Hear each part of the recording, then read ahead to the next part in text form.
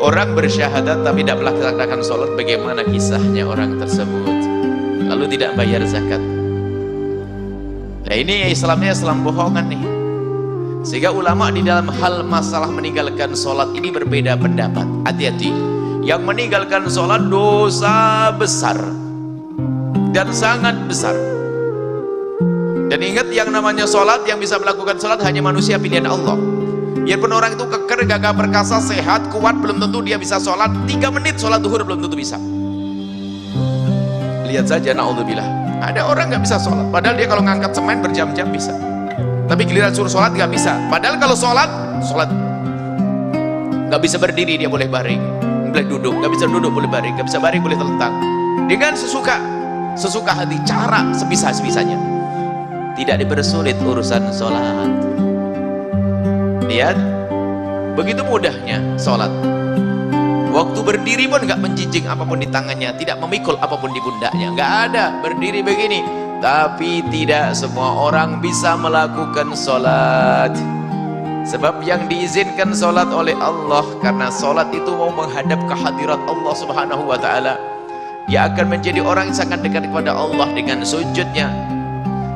Aqrabu ma yakunul 'abdu min rabbihi wa huwa sajid. Saat paling dekatnya seorang hamba dengan Tuhannya waktu sujud. Allah nggak seneng kalau hamba. Makanya kalau yang jarang sholat, karena Allah nggak seneng dengan dia. Dan orang tidak bisa melakukan sujud 1 kali pun kecuali atas izin Allah.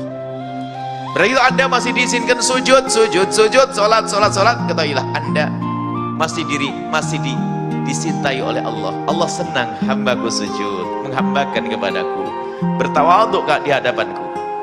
Tapi lihat, banyak orang dia bisa berdiri berjam-jam tapi suruh sholat gak bisa. Aneh, unik. Pada sholat ringan 2 menit zuhur, 2 menit sah kok. Masih lumayan lama 2 menit itu.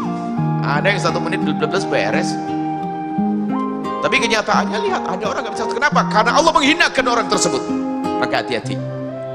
Jika Anda termasuk orang yang mudah meninggalkan salat, hati, Allah jauh darimu, akan terhinakan.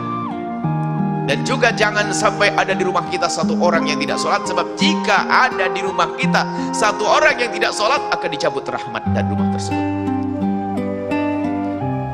Pembantumu adalah umat Nabi Muhammad, jangan sampai tidak diajari sholat, dosa. Hati-hati sholat. Beri kesempatan orang yang bekerja dengan kita sholat. Yang namanya urusan sholat, kadang kita diterlena. Ustadz masuk neraka, bisa banyak Ustadz masuk neraka. Kenapa? Bangun masjid, bangun pondok, tukangnya 60 orang gak sholat semuanya ini. Hati-hati. Jangan Anda berani ngurusi masjid kalau tiba-tiba tukangnya tidak Anda beri kesempatan untuk sholat, tidak ada ajari sholat. Dia akan ditanya oleh Allah, dimasukkan di neraka, dia protes, ya Allah, saya itu kerja di masjid, kiainya tidak pernah ngajarin saya sholat. Hati-hati.